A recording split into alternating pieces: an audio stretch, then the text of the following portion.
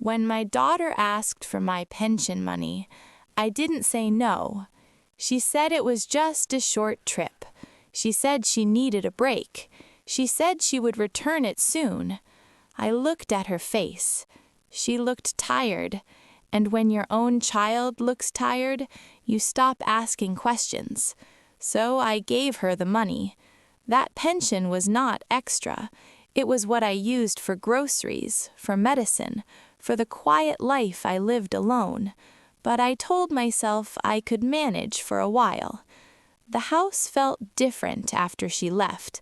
Too quiet, too still. I opened the fridge that evening.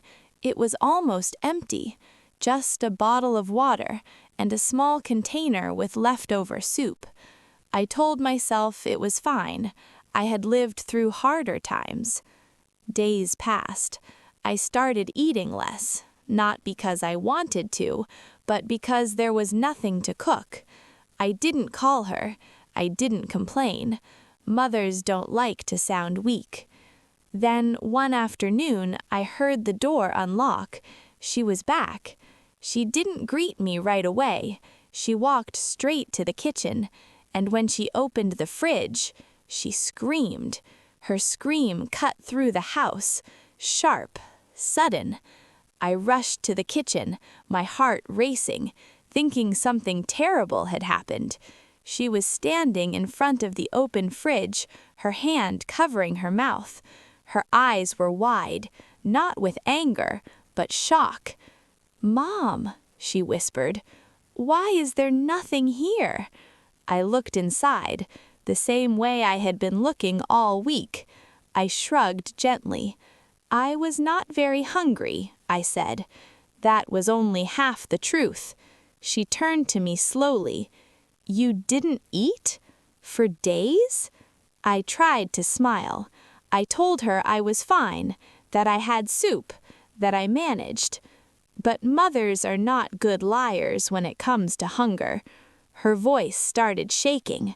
"My trip? The money?"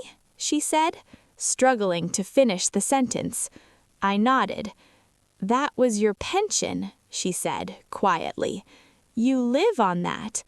I could see the realization hitting her, not all at once, but piece by piece.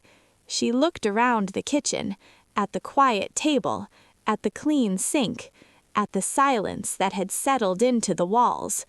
"I didn't think," she whispered. I touched her arm. "That is what hurts the most," I said softly, "when people don't think, not because they don't care, but because they assume we will always manage." Tears filled her eyes, but I did not scold her. I waited, because some lessons don't need shouting. She sat down at the kitchen table. Not slowly, not carefully. She sat like her legs could no longer hold her. "I didn't know it was this bad," she said, staring at the floor. "I thought you had savings. I thought you were okay." I sat across from her. I folded my hands the way I always did when I didn't want my voice to shake. "I didn't tell you," I said gently, "because I didn't want you to worry." She looked up at me then. Her eyes were red. "I worried about myself," she said, "and I forgot about you."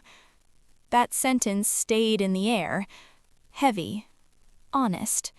She told me about the trip, how it was not as joyful as she expected, how she kept checking her phone, but never once thought to ask if I was eating.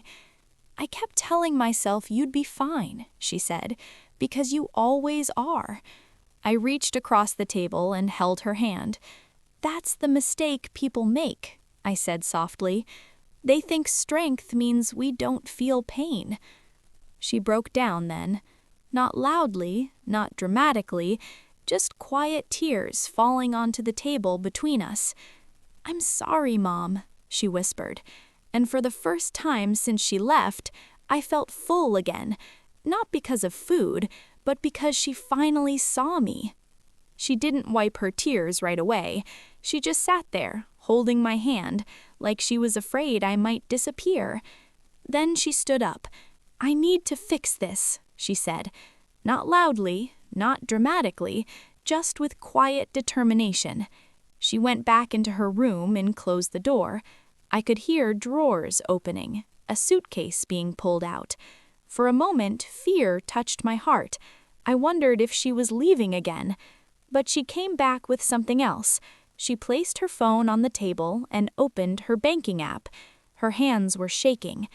I spent money I shouldn't have, she said, and I enjoyed a comfort that was never meant to be mine. She transferred the money back. All of it. Not just what she had borrowed, but extra. For groceries, she said. For medicine. For the days I made you go hungry.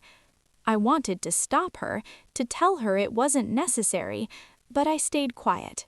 Because sometimes letting someone make things right is also a form of love. That evening she cooked. Not quickly, not carelessly. She cooked slowly, like every movement mattered. The smell of food filled the house again, warm, familiar. She placed the plate in front of me and watched as I took the first bite. Only then did she smile. Not the confident smile she had before, but a softer one. The kind that comes after learning something hard. That night, as we sat together in the quiet, I realized something important. Children don't always mean to hurt us. Sometimes they just forget that parents grow old quietly. That night we ate together. Not talking much, just listening to the sound of plates, the ticking clock, the comfort of not being alone. After dinner, she cleaned the kitchen without being asked. She packed the fridge carefully this time. Vegetables, milk, fruit. She paused for a moment, looking inside, as if she wanted to remember how it looked when it was empty. "I won't forget this," she said quietly. "Not the fridge, not your silence." I nodded, because some promises don't need words. In the days that followed, things changed in small ways. She called more often. She asked before assuming. She noticed when I ate less, when I looked tired. And I learned something too, that love does not mean giving until there's nothing left. Sometimes love also means speaking, even when your voice feels small. The fridge stayed full after that, but more importantly, so did our conversations. And every time I open it now, I don't just see food. I see a reminder that parents grow old quietly, and children grow wise when they finally learn to look closely.